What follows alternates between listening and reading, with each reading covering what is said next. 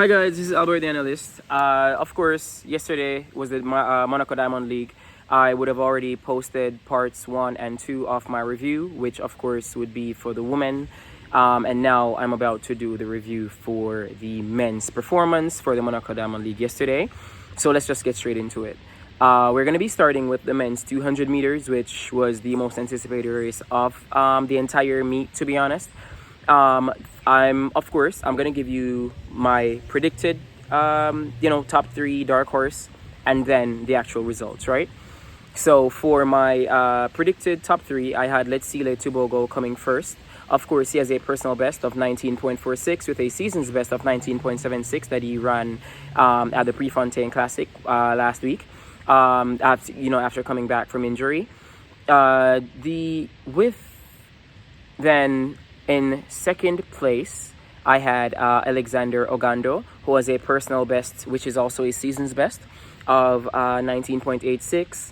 And he's been doing so well and so consistently that his current top 10 comprises of just sub 20 times.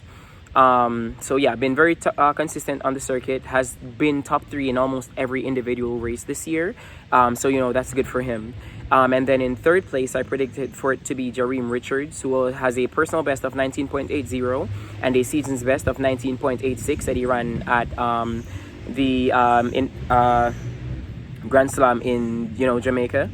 And the thing is, the reason why I put him for third or even in top 3 at all for this race is because I remember at Grand Slam, he ran that 19.86 in the Grand Slam after GST Jamaica, which if I remembering correctly, I think that one was in Miramar, I believe, or in Florida. I remember it was in Florida. So he showed to me when he ran that 19.86 that if he loses today, he's gonna feel as though I need to win tomorrow because you were never supposed to beat me yesterday. Because he didn't perform as well as I had expected at Prefontaine, and so I just felt like he would channel that into performing at Monaco, which is why I put him for third. And then of course my dark horse was Noah Lyles.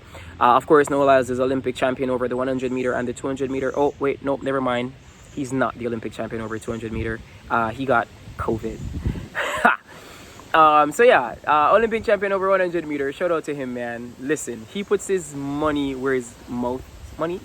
He puts his money where his mouth is, or as I like to say, he puts his Yu-Gi-Oh card where his mouth is. If you know Noah Lyles and you remember what happened at the trials last year, then you know what I mean when I reference the Yu-Gi-Oh cards. So, he's an anime lover like myself. He's very self-confident like myself. He backs up his talk like myself. So it's like, he's so annoying, but he's him. I can't deny it, and he and I share similar qualities in some regard. But of course, I would never share my pillow talk with my girlfriend to the world. And I think that that's where he lost me, to be honest. As a fellow man, that's where he lost me. I felt like that was, yeah, bro, don't do that. That's kind of what lost me. But as a track and field fan, I stand. I had to make him my dark horse because even of course, I expected for him to either run very fast or not run as fast, considering that this would be his first 200 meters race of the year. He's not even opened up in the 100 meters yet. I expected him to either pop or flop, and that's why I made him my dark horse, because come on, he's Noah Lyles. He's always gonna bring it. I hate saying that. So the actual results now. So Noah came first, 19.88. I must say, he won that race in like the first 50 meters. I remember in 2022 when he ran his personal best of 19.31, he didn't push out of the blocks as hard as I wanted him to, but in the last 100 he redeemed himself. But for this race, and maybe this is a strategy that he's learning now in order to go sub 19.31, he got out those blocks quick. Like, he pushed out those blocks. And then when you actually compare his first 100 to Let's See in that race, Noah did kind of something that reminds me of what Melissa did when she won the 200 meters in Pennsylvania for the Grand Slam, as well as when Shelly beat Abby Steiner in the semifinal in 2022 over 200 meters. He got out those blocks. Boom. Held his speed. Kept going away to the win. So congrats to him. First race of the year, 19.88. And I believe it was into a headwind, actually. Let me confirm. Yeah, I believe it was into a headwind. Why isn't this thing showing me the headwind? Yeah, I believe it was into a headwind, which, is even more impressive. Second place was Let's See Tubogo with 19.97. Now, I'm going to say something that might be a bit controversial, but I don't care. This was Let's See's race to lose. Let's See should not have lost this race, especially with a 19.88. I'm sorry. But Let's See was clearly in his head. The way he executed, the way he was looking at, the way he was looking. He looked fed up. He looked tired of us constantly asking him about Noah Lyles, a man who he defeated when going to run, a national record, and the Olympic winning performance last year. Why are you asking me about Noah Lyles when I am the current king of the 200 meters? I don't care about Noah Lyles. I feel like that's the energy that I got from him, especially in the not post race but the pre-race interview. Yeah. But my thing is, Tibogo, I don't want for you to carry that over into your racing. You might feel annoyed, but don't let that affect you. And of course, I'm just saying that, it's easier said than done. I get that. So what I would love is, I want you and your team to go back to the drawing board.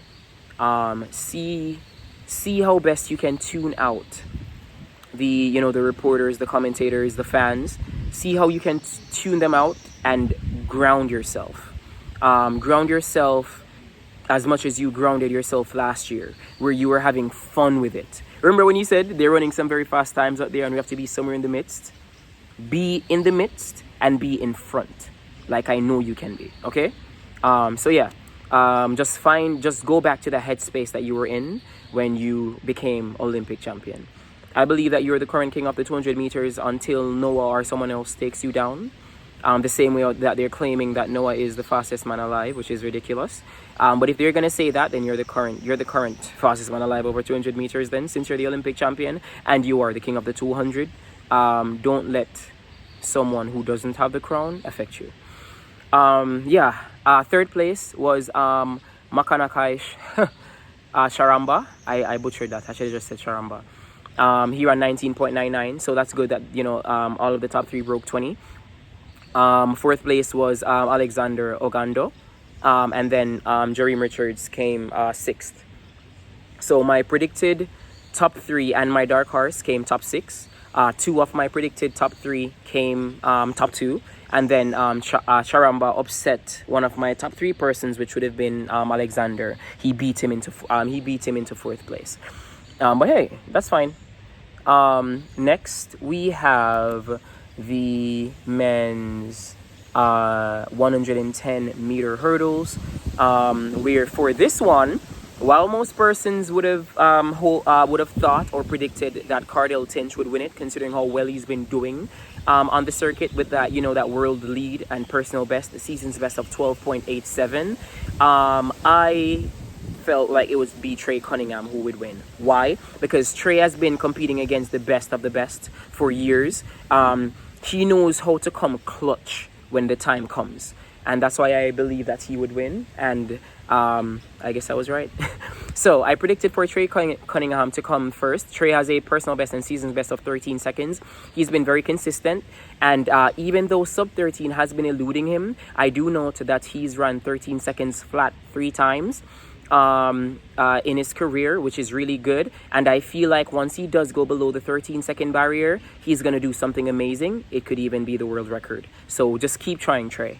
In second place, I put Cardell for second, and then in third place, I put Dylan Beard, who has a personal best and season's best of 13:02, who has also been very consistent on the circuit. He's come top 3 almost every single time that he's competed this season. He has a very great story of, just never giving up no matter your situation or how daunting it is, because one day someone might notice and they may just help you to elevate, which we have seen with his sponsors and such. So yeah, my dark horse was Jacoby Tharp, who has a personal best and season's best of 13.05, which he ran in still wind at the NCAA final to win. He's also run 5 of his fastest times, his top 10 fastest times in 2025. He ran, so he's doing very well.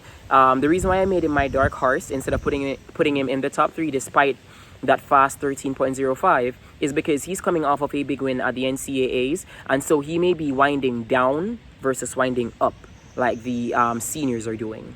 But hey, he, based on the results, he clearly has the gall to challenge the big boys. So that's good, and I wouldn't be shocked if he goes pro soon. So for the actual results, just like I expected, Trey Cunningham came first, Cardell Tinch second, and my dark horse Jacoby Tharp came third. Rashid Murataki came fourth. Dylan Beard came fifth. So my predicted top 3 and my dark horse came top 5. I'll gladly take that.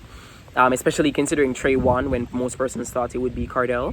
And Jacoby, my dark horse, came third, so he proved to be a stallion. Please note that this was run into, I believe, a minus 0.9 headwind.